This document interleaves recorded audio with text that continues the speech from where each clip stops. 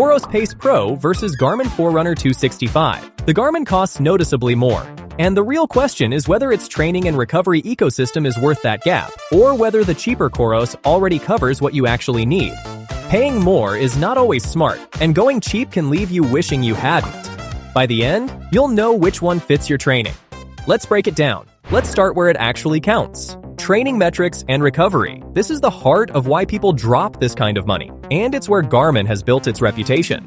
The Forerunner 265 gives you training readiness, a single morning score that pulls in your sleep, your HRV, your recent load, and tells you straight up whether today is a push day or a back-off day. Then there's the daily suggested workouts that adapt after every run. For someone juggling training around a job and family, that removes a ton of guesswork. The Coros Pace Pro covers the fundamentals well: training load, recovery time, structured workouts, and the Coros app is clean and fast. But the guidance feels more like a dashboard you interpret yourself, where Garmin hands you a plan and adjusts it. There's one review that stuck with me. Someone said the watch builds a flexible plan around a real race you pick, and rest days actually count as part of training instead of guilt. That's the kind of hand-holding serious runners quietly love. On pure training guidance, Garmin is a step ahead. Now GPS. Both use dual-frequency multiband, and both are genuinely accurate.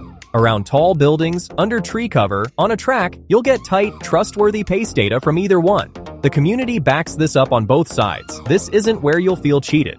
The real split is maps. The Coros gives you full offline topo maps with turn-by-turn navigation, loaded straight from the app.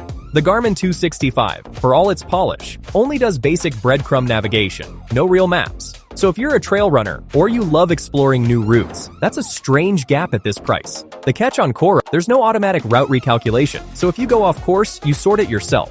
Still, for route confidence on unfamiliar ground, Coros makes a strong case here. And if these comparisons are helping you decide, subscribe, your support is what keeps these deep breakdowns coming. Battery life. This one's not close. The Coros Pace Pro runs up to 20 days in daily use and around 31 hours in dual-frequency GPS. The Garmin gives you up to 13 days as a smartwatch and roughly 14 hours in multi-band. Real talk, turn on always-on display and multi-band and music on the Garmin, and you're looking at single-digit hours for a long session. The Coros just doesn't make you think about charging. One owner mentioned doing 4 long runs a week and charging maybe every 15 days. That tells me more than any spec sheet. If you're marathon training or doing back-to-back long weeks, this is where Coros pulls clearly ahead. Setup and daily use. Both pair quickly and sync reliably with your phone and Strava. The Coros leans simple. One rotating crown plus a button, and the app is genuinely fast and easy. People coming from older Garmins often mention how streamlined it feels. Garmin gives you more depth, more buttons. Garmin Connect packed with data, plus music storage, contactless payments, and richer notifications. That depth is a strength if you want a do-everything watch, but it comes with a learning curve. Some folks find Connect's menus clunky, especially building custom workouts. So if you want it to just work day one, Coros is friendlier. If you want a deeper ecosystem and don't mind the week of fiddling, Garmin rewards you.